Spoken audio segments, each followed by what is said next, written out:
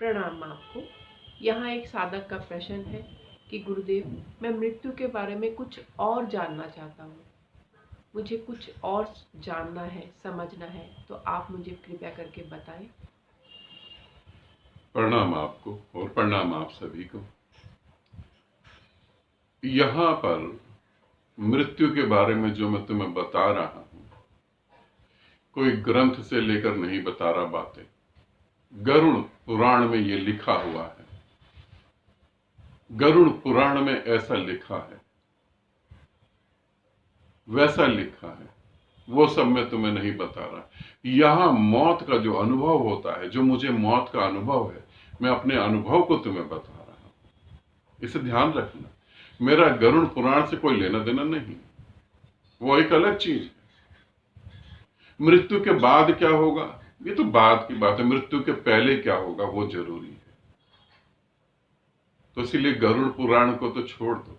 अगर तुम्हें वो उसकी जैसी बातें सुननी है तो तुम 100-200 रुपए की किताब आती है, लेकर पढ़ सकते हो। उसके लिए वीडियो देखने की जरूरत नहीं है।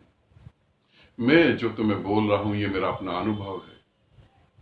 आज से 260 साल पहले जैसे मृत्यु घटित हुई, उसके बारे में थोड़ा सा बताता हूं। वहां पर ये कॉमन बात है जो मैं बताने जा रहा हूं। अच्छा, एक और काम करें, पहले आप एक छोटा सा काम करें, ये भी जरूरी है। जब आप मेरा वीडियो देखते हैं और आपको ऐसा लगता है कि वीडियो देखने के बाद आपकी कुछ नॉलेज बढ़ी, कुछ उलझने कम हुई, कुछ नए रास्ते खुल रहे हैं, कुछ नया पता लग रहा है, ऐसा आपको अगर लगता है तो फिर आप एक काम करेंगे, आप उस वीडियो को लाइक कर देंगे और चैनल को सब्सक्राइब कर देंगे। ये इसलिए नहीं कि गिनती बढ़ जाए, क्योंकि जब कोई मेरी वीडियो को देखता तो वो ये भी देखता कि इस पे कितने लाइक हैं। अगर ज्यादा लाइक नहीं है तो वो सोचता है बेकार की नॉलेज होगी, कोई फायदा नहीं। वो ये भी देखता है कि चैनल को कितने सब्सक्राइब हैं, कितने लोगों ने सब्सक्राइब करा है। ज्यादा लोगों ने सब्सक्राइब नहीं करा तो वो वीडियो को छोड़ देता है। हमारी मेंटेलिटी ऐसी है। हम ये देखते हैं, अच्छा 50 लाख लोगों ने सब्सक्राइब करा तो जरूर कुछ होगा। होगा कुछ भी नहीं। अरे 50 लाख लोगों ने सब्सक्राइब करा है तो कम से कम 1 लाख लोग तो मुक्त हो जाने चाहिए थे। होगा कुछ भी नहीं, मगर उसको ये अंदर से होगा कि मैं इसी को देखूं। और तुम्हें पता है कि सत्य जो है वो इतना चमक धमक वाला नहीं होता। कहते ना सत्य शक्तिशाली होता है, रियल में सत्य शक्तिशाली नहीं, लचर पचर होता है। सत्य को भी खड़ा होने के लिए झूठ के कंधे का सहारा लेना पड़ता है, मगर झूठ जो है वो बड़ा मजेदार होता है। एक फिल्म देखने तुम जाओ और उस फिल्म में जो हकीकत है वो दिखाई जाए तो तुम उसे पसंद नहीं करोगे, तुम कहोगे बकवास। ऐसा भी कोई होता है? मगर एक फिल्म देखने तुम जाओ और उसमें तुम्हें दिखाई दे कि आदमी उड़ रहा है, किसी ने इतना बड़ा, अपने से भी बड़ा शिवलिंग अपने कंधे पर रख रखा है, तुम कहोगे वाह, झूठ पसंद है। तो ये ध्यान रखें, अगर आप ऐसा कर सके तो, मुझे नहीं, आप ऐसा कर सके तो ऐसा करने के बाद और साधकों को मदद मिलेगी, औरों का भी भला हो सकता है अगर आप ऐसा करते हैं। ठीक है, हम वापस टॉपिक पे आ जाते हैं।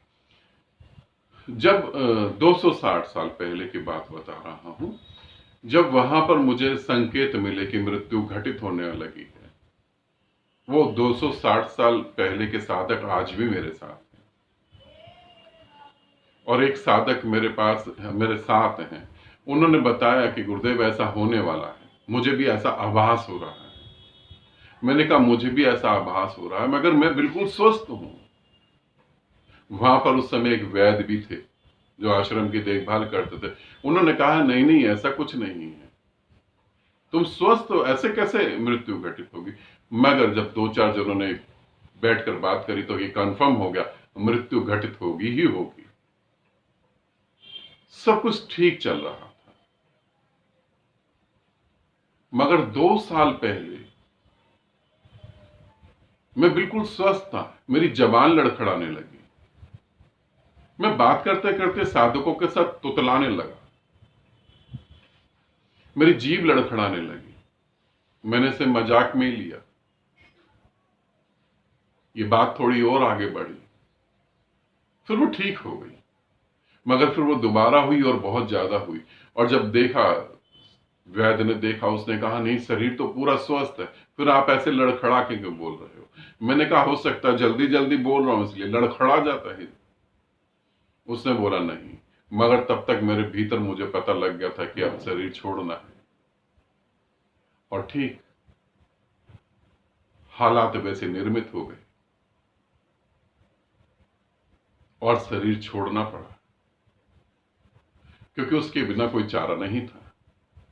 अभी ठहर सकता था बहुत और लंबे टाइम तक, मगर वहां शरीर छोड़ना पड़ा। यही समझना, मृत्यु जब आएगी उसमें एक बहुत महत्वपूर्ण संकेत ये भी है कि आपकी जीभ लड़खड़ा जाएगी, आप तुतलाने लगेंगे, और जैसे जैसे वो पास आएगी आप और तुतलाने लगेंगे, और जब वो बिल्कुल ही करीब आ जाएगी तो आपका गला जो है वो भर आएगा, आप बोल नहीं पाएंगे। जो दिख रहा है आप उसके बारे में कुछ नहीं कह पाएंगे। जिनको कहा जाता ना कि जिनको यमराज ले गया और वो वापस आ गया और उन्होंने बताया कि ऐसा था वैसा था, वो उनकी मात्र कल्पना है। कोई मुसलमान मरेगा तो उसको यमराज लेने कभी नहीं आएगा, कोई हिंदू मरेगा तो उसे यमराज लेने आएगा, कोई क्रिश्चियन मरेगा तो उसे यमराज लेने नहीं आएगा। वो तुम्हारी आदतों की वजह से तुम्हें दिख रहा है, मगर जब घटती है घटना तो तुम उसके व्याख्यान नहीं कर सकते, क्योंकि तुम्हारी जीभ तो पहले ही काम करना बंद कर देती। तो ये बहुत महत्वपूर्ण है, इस संकेत को जरूर समझना है, ठीक है? और मेरी वीडियो देख के सिर्फ समझना ही नहीं, मृत्यु से पार जाने का भी काम करना है। आनंदित रहो, सदा खुश रहो। बहुत बहुत प्रेम आप सभी को।